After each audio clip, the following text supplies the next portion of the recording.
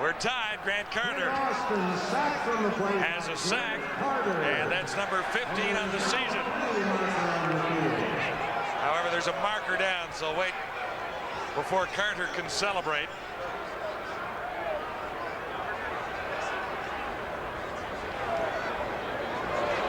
I can tell you, Grant Carter's heart is in his throat right now, waiting to sort this one out. Major foul, unnecessary roughness, Winnipeg 57, third down. That's on Brett Neal, so the sack will count. Yes, it's going to count, and we've got a tie ball game with Grant Carter and Angelo Snipes, and don't think both players aren't very aware of that. There's Grant Carter, and you know, the feature on this pass rush is speed. I mean, little hesitation, he beats Blaze Bryant and then doubles back. He might have been licking his chops a little bit when being forced to the Winnipeg dressing room. Well, make life a little bit easier down there with the adjustments the Bombers have to make on that line. I'm sure he was. There they are. This is updated to the minute. Melvin Hunter will not factor in that, so it's between these two players on the field tonight. Cameron's punt. Bouncing to Fights. Squirted for extra yards somehow. With 46 seconds to go, the Alouettes are out around midfield. Well, a little bit shy, but within 10 yards. John, you know, you look at that graphic between Grant Carter and Angelo Snipes, and they're tied. And, you know, you have to like Grant Carter's chances in this game maybe a little better than Snipes. I mean, Kent Austin is, you know, here's Carter at 15. I like his chances simply because I think Austin may be an easier guy to sack than for Angelo Snipes to have to try and get ham tonight. So I would think that's money well spent there if you were putting a slight wager on Carter winning this derby here tonight. Yeah, he's a good guy too. We had a nice chat before the game. Tremendous enthusiasm for this game of football. Rush, grab from behind by Doug Peterson, by Clemens rather.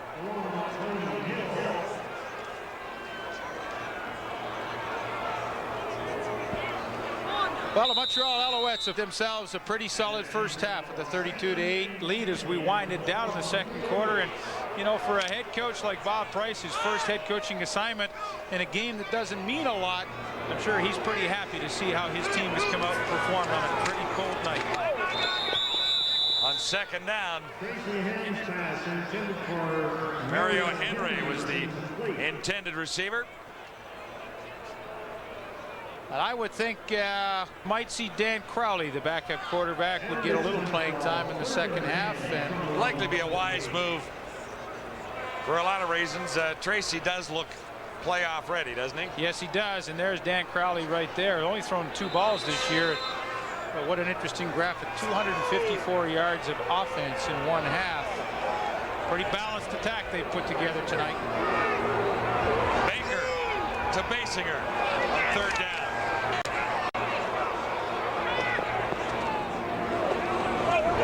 Boy, you talk about your net. Good punt, no return. He's got a lot on. 32, he didn't get quite the bounce he needed. That's going to hurt his net average. Yeah. He doesn't look too happy about that. Totaling that up and saying that messed everything up. Hey, geez, I'm looking for a tear here. Either that or he's just cold. Terry, it's not that bad. It was only 32 yards. I mean, it's not like you shanked it or anything.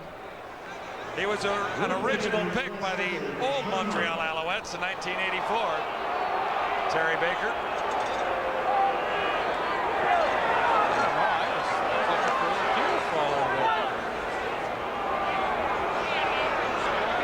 Bombers were short a player. Austin went to the bench. See, they're in trouble. Someone in. Yeah, it's Darius Watson who's their nickelback on defense. I mean, they've got injury problems, no question. Walby's down and Gulliford gets thrown out. Yep. Yeah, Gulliford's going to probably get a league fine for that, and I'll bet she's going to get another one from his boss.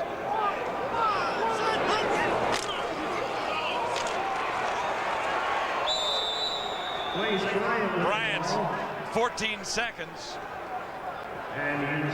till halftime. Blaze Bryant, 21. Michael Richardson, 31. 2 running backs coming out of the Bomber backfield. And it wasn't very effective last week when Cal Murphy tried it for the first time. Bryant had 8 carries for 25 yards. Richardson 6 for 24. Yeah, I mean, 49 yards between them is just not a lot, but you know, in fairness, they're behind in that game against Ottawa, and here they're behind by 24 tonight, so the running game kind of is plan B at this stage. The Bombers have a lot to do on their plan B as Bob Price and the Alouettes head to the dressing room at halftime with a 32-8 lead on Cal Murphy's Winnipeg Blue Bombers. 11-9, not too bad, but Tracy... It was a one-man wrecking crew as Chris Walby will go out of the game. That's a... Second half underway. Nice return across the 45. Troy Westwood's kick returned by Mario Henry. Mario Henry, number 83. Wade Miller in on the tackle. And this is not surprising that Dan Crowley is going to get some work in the second half. You talked about it. Career 3 of 11 for 24 yards. He has not thrown a touchdown. Montreal 44. Those numbers 1 of 2 of this year. For 3 yards, but he hasn't thrown an interception in 96. However, he's only tossed it twice. Tyrone Rush squeezed through for a couple.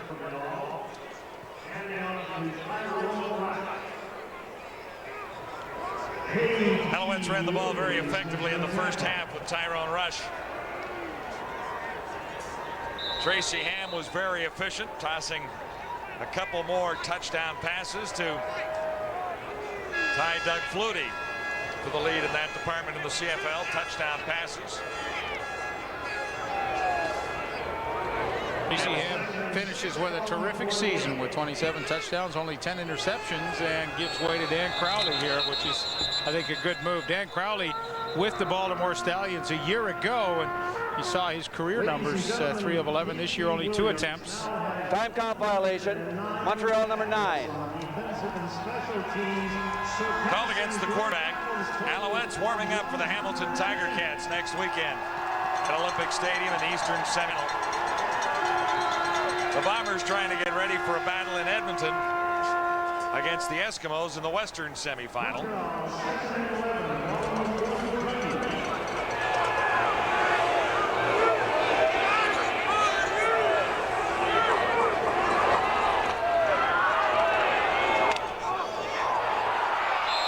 Through his mitts, Dennis Montana couldn't hang on. Chance for Lyons for his second interception of the season. And it's tough for Denny Montana. You know, this is his second start, got the assignment a week ago, and young player, their first-round pick. A chance for him to show what he can do, and he simply should have had that one. I mean, this is a terrific opportunity for him, and he's got to take advantage of it. Baker gets behind this one. Basinger takes it on the run. Nice tackle upfield on Kalen. Bombers get it back. Ken Austin back at the control. Bit of a nippy night at Winnipeg Stadium. What have you spotted down there, Leaf? I've spotted Greg Musselman, our crack sideline reporter. All right. And as we pan down to him, he's got some updates on some injuries. Well, it's been a frustrating night for the Bombers, not only the scoreboard, but as you mentioned, starting quarterback Kip McDougall has a sprained left ankle. He's not going to be back tonight. And Chris Walby just talked to the doctor saying that they're still assessing his knee, possible ligament damage. And back up to you guys. All right, Greg and the Bombers with Austin behind the center. Our first down. Austin has Boyko out at midfield. Boyko into the game with Eric Gulliford tossed out for objectionable conduct in the first half. And a good throw by Ken. You know, he reads zone right away, and that means he's got to put the ball into the hole in between linebackers and defensive backs. He puts it into the hole, and Boyko gets into that hole and finds it and makes the catch. Boyko picks up 16. The Bombers set up a yard shy of midfield. Turn of speed, gets outside for a couple, well, more than a couple actually. He's got 9. The old Frostfighter is fired up here. They better take that to Edmonton for next weekend. I'll tell you what, there is a lot of guys that are fighting for a spot around the old Frostfighter right there. These folks deserve one. A Frostfighter. They don't need it. They're dressed for it. Yeah, that's snow. And a little bit here, but that was earlier in the week. Bryant again, he'll have plenty for the first down. Nice to see an attendance of 25,968 at Winnipeg Stadium. That's a real credit to the fans here in Winnipeg. The game means nothing. It's a very chilly night, but they are here to support their Bombers, and I think they should be commended for that. Here's a positive sign, and Winnipeg announced this week that the Bombers will make a slight profit on their football operations in 1996. And that in spite the fact that they're not going to get any money from television revenue, so I think that's quite impressive. Very successful campaign for season tickets. Now that doesn't eliminate the deficit here by any stretch of the imagination, but making a buck or two is a positive sign. Offside. Montreal number 94. Doug Peterson.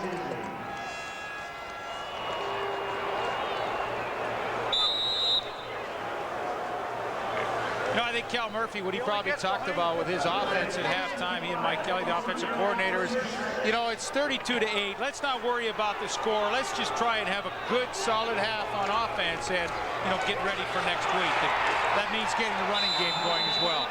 Blaze Bryant, another nice run for Winnipeg.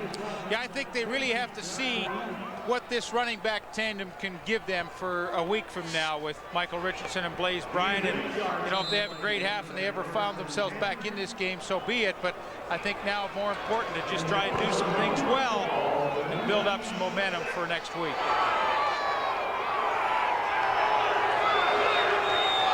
Boyko to the near side. That's Wise to the far side of the field. Austin comes in this direction.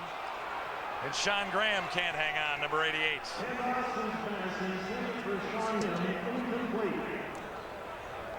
Well, Sean Graham's a good size at 6'3", 209, and, you know, he just has difficulty bending over to make this catch. I mean, that's catchable ball, and we've seen that happen tonight a little bit to both teams. You know, if he wants Ken Austin to go to him, he better make some catches, because Ken Austin's a guy with a pretty good memory, and he won't go to you if you're not making those plays. Second and Austin now. And it's picked up by Bryant. Has a blocker in front, has a nice wedge leading the way. Austin is the lone player back who can catch him, and Bryant is gone. A 90-yard interception return by Jason Bryant.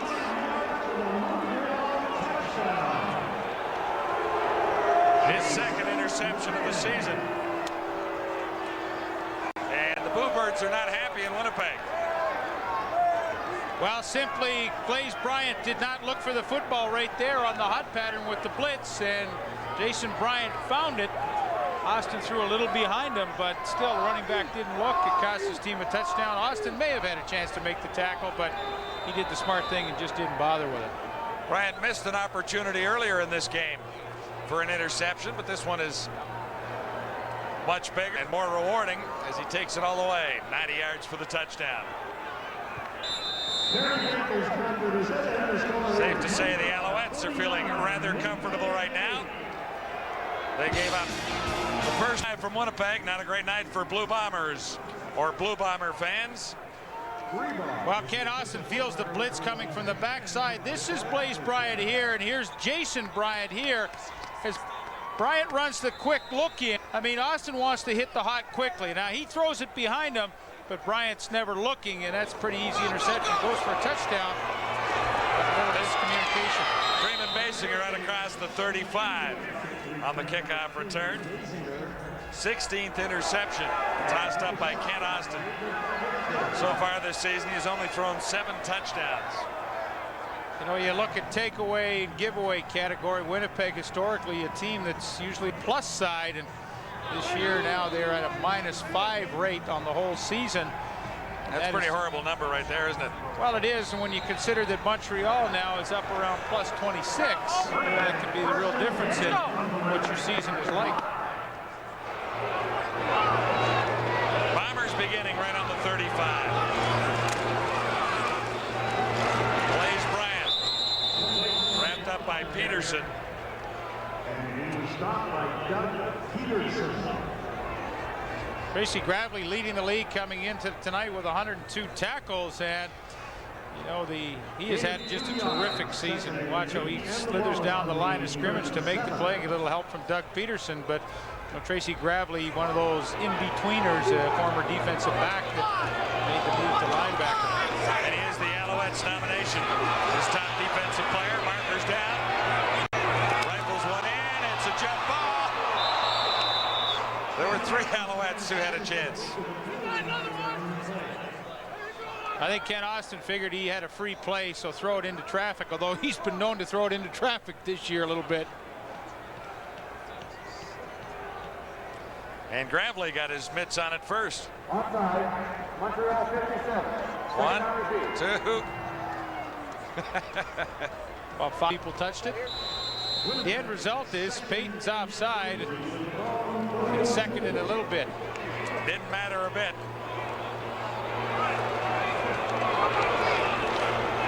Let's go D-Rock. Run his ass, D-Rock. Bombers at the 42. Blaze Bryant.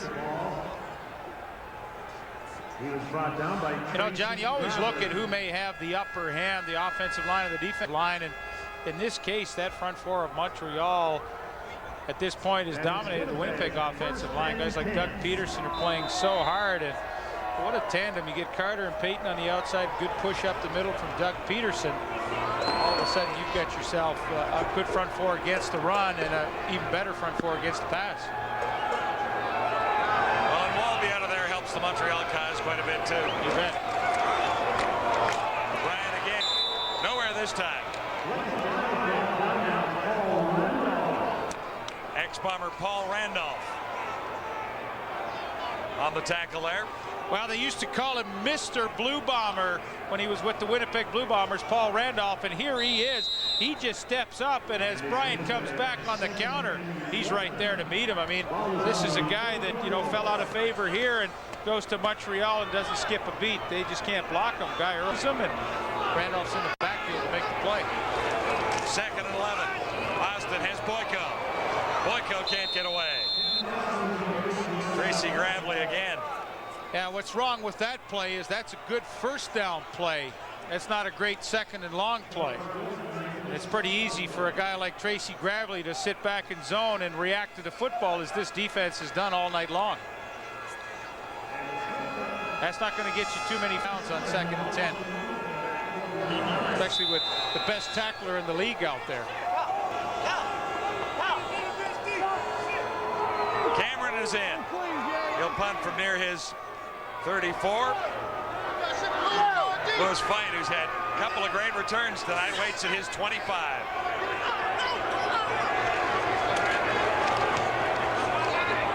Big kick by Cameron. Fite retreating to the 20. And nowhere this time. Solid special team work by the Blue Bombers. Limits the return to 3. Winnipeg. Yes, if I was there, you were there. That's pretty good, isn't it? Jock has 2 touchdowns here tonight.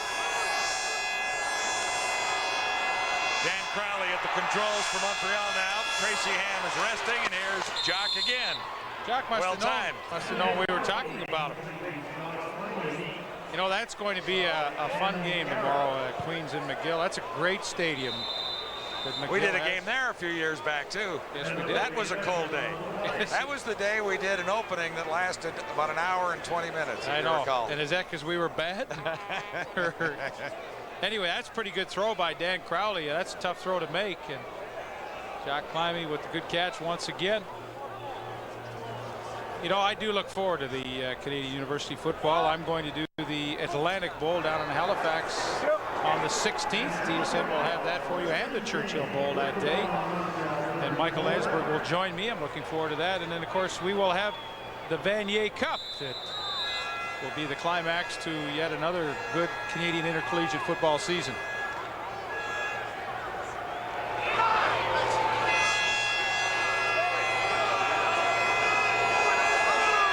Another Montreal first down. At the 34, Crowley stands in and finds his man. Armstrong has a first down out of the 45. So Crowley has been learning lessons well on the sideline. Well, again, you know, he's this offensive line. Look at the protection. He's allowed to step in the pocket and really put some velocity on that football. And Chris Armstrong with just his second catch of the game, and you know, he's looking for those 57 yards to get him over 1,000. We will keep track of that. Tyrone Rush is strung out. Updating Armstrong. A couple for 34. What's the man say? Well, 23 yards away for Chris Armstrong, and you know, a lot of teams do and some teams don't keep aware of these things on the sidelines. Probably Chris Armstrong's pretty aware of what I know he knows. Is. You know, it's funny. I remember I led the Eastern receiving in 1979, and I knew late in the game in Montreal I needed a catch to break a tie to win the receiving title, and I kind of reminded our quarterback in the huddle, throw me quick out, and I admit it, I did remind him because the game meant nothing. Early movement. So that play whistled down with 5:22 to go, third quarter.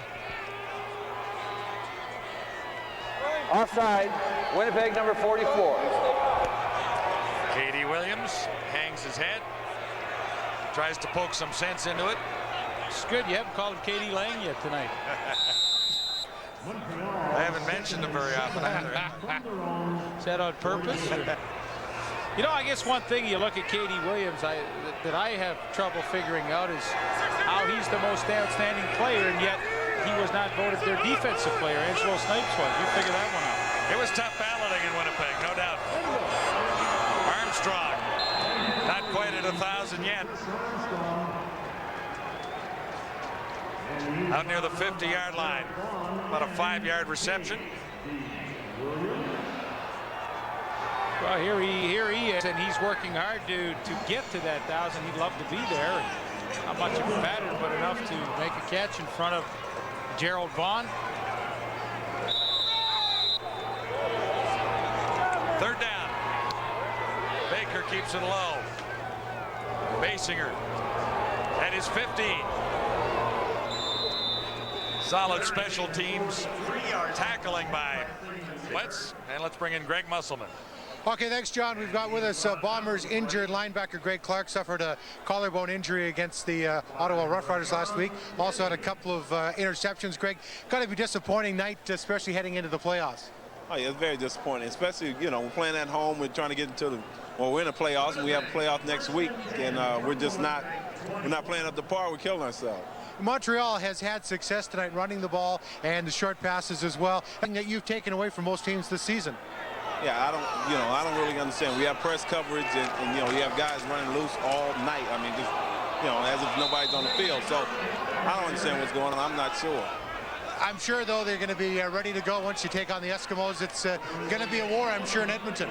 Oh yeah, it will. You know, it should be a war here tonight. I don't know what's going on, but we definitely have to pick up our game next week, especially if we want to continue this ride. And you're going to be there? Definitely. Back up to Leaf and John. All right, it'll be a second down and 4-yard situation for Winnipeg now.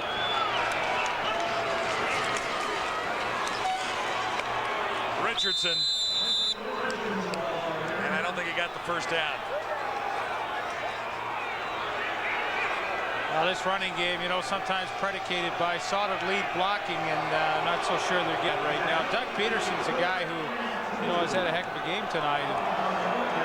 I'm really impressed with the intensity level that the Montreal Alouettes have shown tonight when this game means nothing. 94 Peterson will spin back and get the initial hit on Michael Richardson, but this Montreal team, for not a lot on the line, has really been geared up to have a good effort.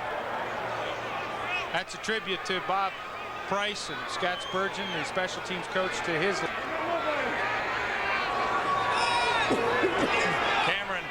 averaging 40.7 tonight. Just got that one away. Fight has it skipped by him. Got a big block as Robson went down. Who found Kevin Robson there? It was a great block.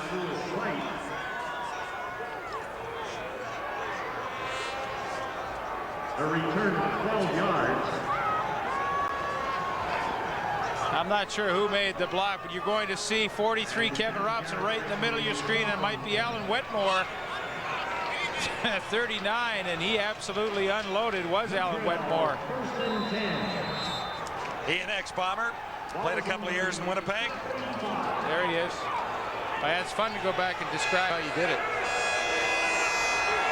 I never was able to do that.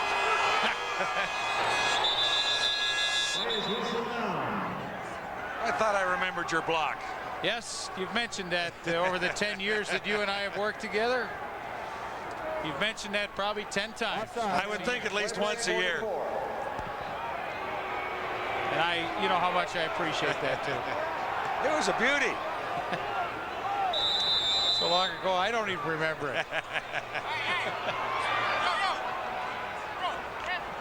Montreal, first and 5. Alouettes will be first and 5. 2:37 to go in the third quarter. Crowley in relief of Ham, who's resting happily on the sidelines. Tipped away by Garrett. Armstrong was the intended receiver, and that might have done it. Put him over the 1,000 yards. Well, and what, he's only 16 away. That would definitely done it. I'm not so sure the ball was tipped. Good play action. Look what it did to Charlie Clemens. Totally froze him, and we'll see if we get a finger on it. No, he just flat out dropped it. He got a hand in front there. I thought he might have tipped it a bit, but he distracted Armstrong. Quite legally. 2nd and 5.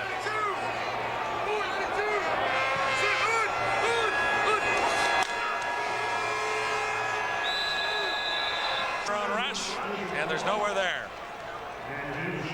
John Kropke got some tremendous penetration to make that play. One of the unsung heroes on this Bomber defense, and pretty much that was his role with Ottawa when he spent all those seasons there as well. Not a lot of credit, but somehow he just seems to be a guy that just makes plays. So Baker in again. Punting situation. Montreal comfortably in the lead. Blue Bombers at 39-8. Baker has slipped a little below his average.